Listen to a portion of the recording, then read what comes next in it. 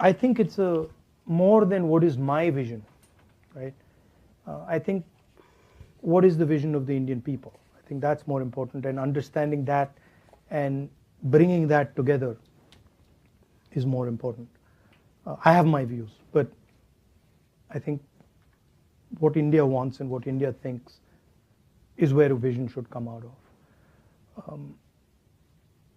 I really see a huge opportunity for India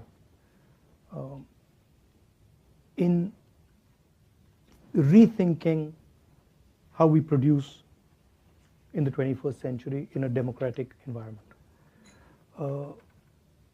And that would then include AI, it would include robotics, it would include drones, it would include pretty much everything.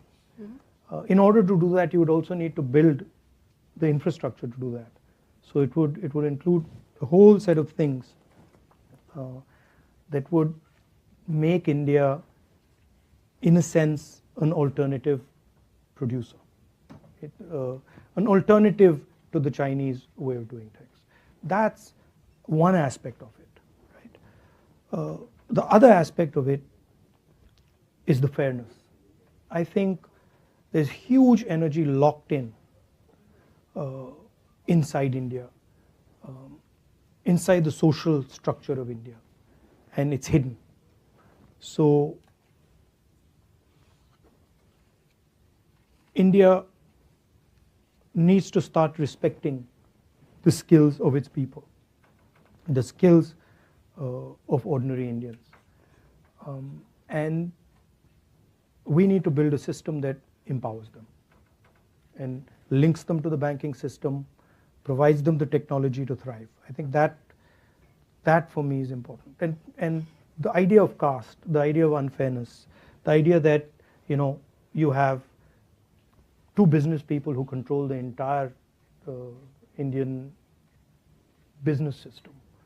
The fact that you have, they own, Mr. Adani owns airports, ports, the agricultural system, silos, the defense industry, everything. This is causing a lot of damage to India's productivity. So thinking about these things and making India a fairer place. I would be, if you ask me how would you define success, if I could make India even slightly fairer, I would say I've been quite successful. And at another level where I think we've been successful already is fighting the idea of anger and hatred. The fact that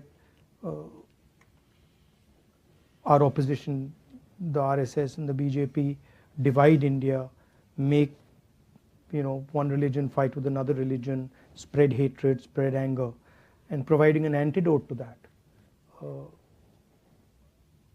Introducing the word love into the conversation, which we did in the Bharat Jodo Yatra, and we did very successfully. I think that's a very powerful step.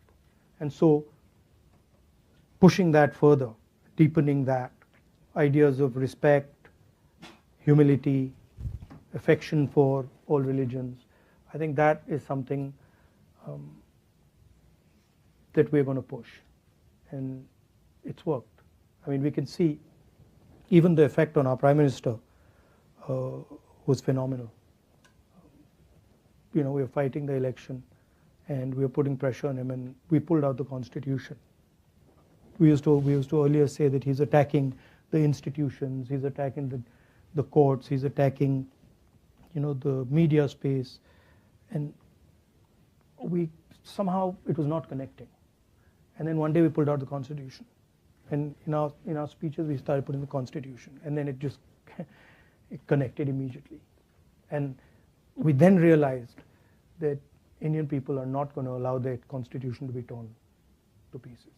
And it was quite a beautiful thing, because as we went forward in this election, suddenly we were watching the Prime Minister and we could see that the pressure was beginning to tell. And then at some point he just said, I'm non-biological.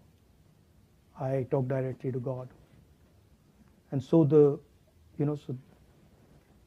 the illusion was broken in a sense. Here's a prime minister of a modern country in the 21st century telling people that I speak to God. I'm different than everybody else. You are biological people. I'm a non-biological person. And I have a direct link to God. And that for us was game over. We knew that we had defeated the prime minister, right? And then the beautiful thing was, the first thing he did when he walked in to the Lok Sabha, and he was sworn in, he took the Constitution of India and he placed it in his head. So it was an interesting paradox. On one hand, he's destroying the Constitution, he's attacking the democratic structure, and then the Indian people have forced him to put it in his head. So that's